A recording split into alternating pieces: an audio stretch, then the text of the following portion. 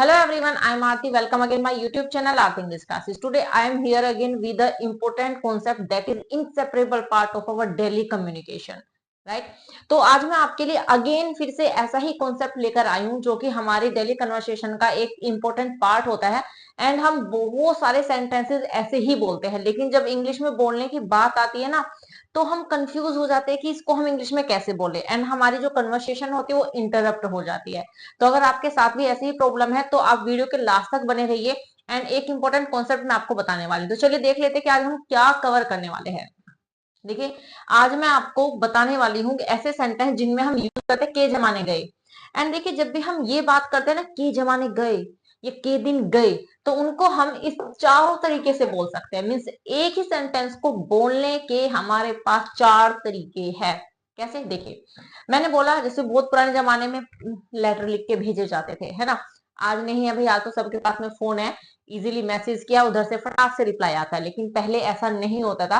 पहले लेटर भेजा जाता था, कई दिनों तक पहुंचता था जाके, उसके बाद रिप्लाई आता था, कई दिनों के बाद रिप्लाई आता था। तो वही सेंटेंस मैं ले रही हूँ यहाँ पर कि पत्र लिखने के जमाने तो गए।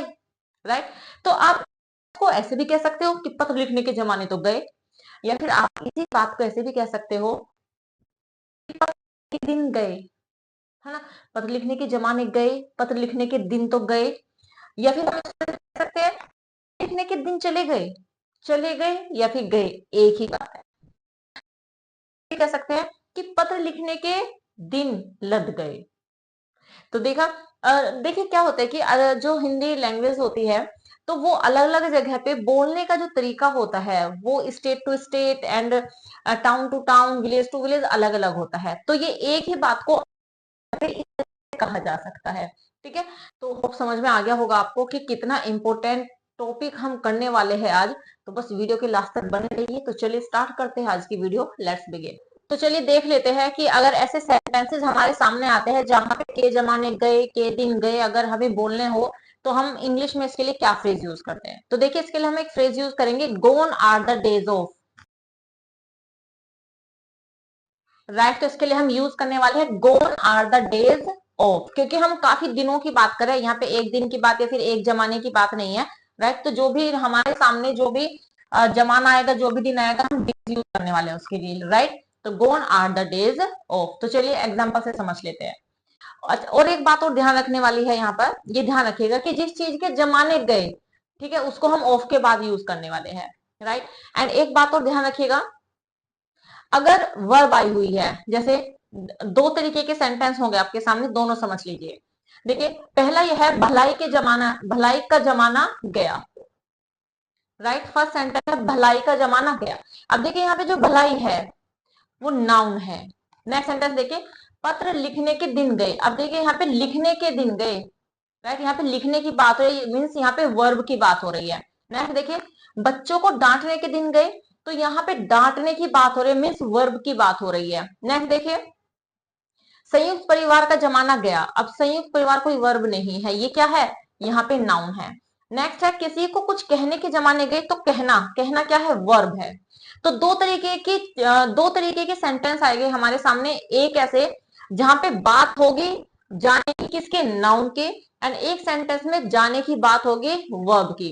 तो आपको याद रखना है कि अगर वर्ब की बात हो रही है तो तब हम वर्ब में लगाएंगे आईएनजी।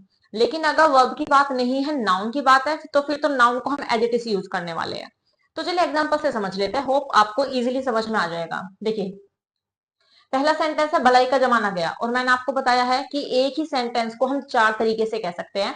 इसी सेंटेंस को हम ऐसे भी कह सकते हैं कि भाई भलाई के दिन तो चले गए, मीन्स अब ऐसे दिन नहीं है कि हम किसी की भलाई कर सके, तो भलाई के जमाने तो गए, या फिर भलाई के दिन तो लद गए, ऐसे भी कह सकते हैं। तो चलिए बना लेते हैं।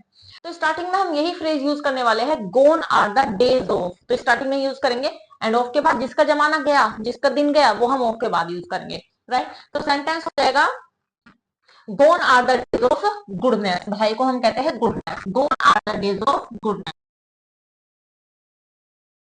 राइट, तो सेंटेंस हो गया gone are the days of goodness. बहुत ही सिंपल सा कॉन्सेप्ट है, बट ऐसा कॉन्सेप्ट है कि जो हम अपनी डे टू डे लाइफ में काफी यूज करते हैं। नेक्स्ट देखिए, पत्र लिखने के दिन गए, ये पत्र लिखने का जमाना तो गया, ये पत्र लिखने के दिन तो लद गए, ऐसे हम इसको बोल सकते हैं।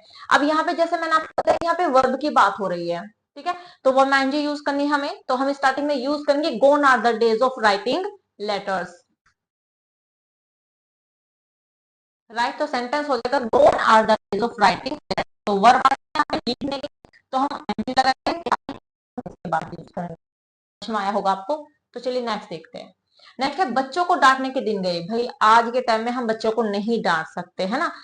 स्कूल में भी ऐसा ही होता है ना, क्योंकि आजकल की जो एजुकेशन है वो चाइल्ड सेंटर है, तो भाई बच्चों को हाथ नहीं लगा सकते, बच्चों को डांट नहीं सकते। So many restrictions are there, right.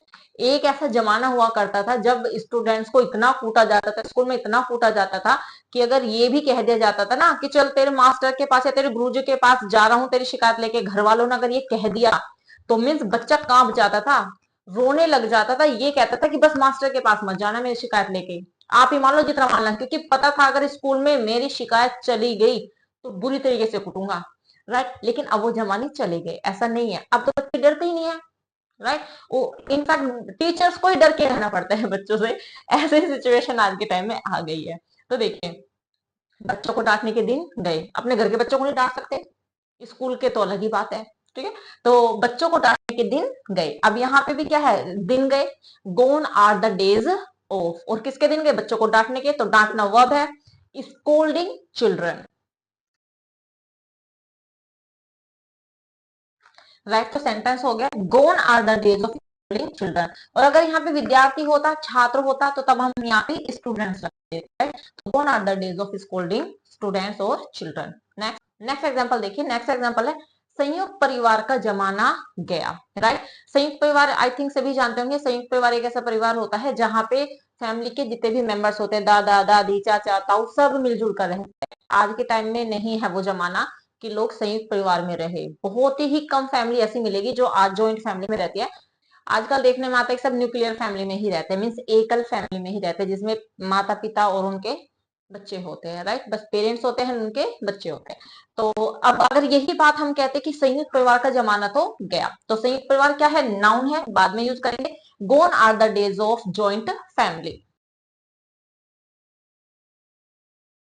Right. तो सेंटेंस है gone are the days of joint family, संयुक्त परिवार के दिन गए। तो होप समझ में आ गया होगा आपको। एंड काफी इंपॉर्टेंट कॉन्सेप्ट है, और ये ऐसी छोटी छोटी सी चीजें है ना, ये छोटी छोटी सी ऐसी चीजें हैं इंग्लिश में जो हम नहीं जानते, और जब हम इनको नहीं जानते तो प्रॉपरली हम इंग्लिश में यूज भी नहीं कर पाते हैं। तो बस याद रखिएगा कि जब भी ऐसा सेंटेंस यूज करना, भाई किसी को कुछ कहने का जमाना ही नहीं रहा, है ना, किसी को कुछ कहने के जमाने तो गए, ठीक, अच्छे दिन तो गए, ऐसे सेंटेंसेस तो आपको यूज करना है gone are the days of. अब देखिए नेक्स्ट एग्जांपल, किसी को कुछ कहने के जमाने तो गए, ये किसी को भाई कहने का कुछ धर्म नहीं है, आप एक बात कहोगे तो सामने से दो बातें आपको सुनने को मिल जाएगी, तो किसी को कुछ कहने का धर्म नहीं है, किसी को कुछ कहने के जमाने तो गए, भाई चुप रहो, किसी को कुछ नहीं कहना, जो जो कर रहा है करने दो, वो वाली बात है यहाँ पे। तो किसी को कुछ कहने के जमाने तो गए, इसे आप मुझे कमेंट बॉक्स में बताएंगे कि हम इसको कैसे ट्रांसलेट करेंगे इंग्लिश में, फिर कैसे बोलेंगे। होप सारा कॉन्सेप्ट आपको समझ में आ गया होगा, बहुत इजी सा कॉन्सेप्ट है, एंड मे बी ये वीडियो आपके लिए यूजफुल होगी। एंड बस इस वीडियो में इतना ही, मिलते हैं नेक्स्ट वीडियो में, till then bye bye, stay healthy and keep learning.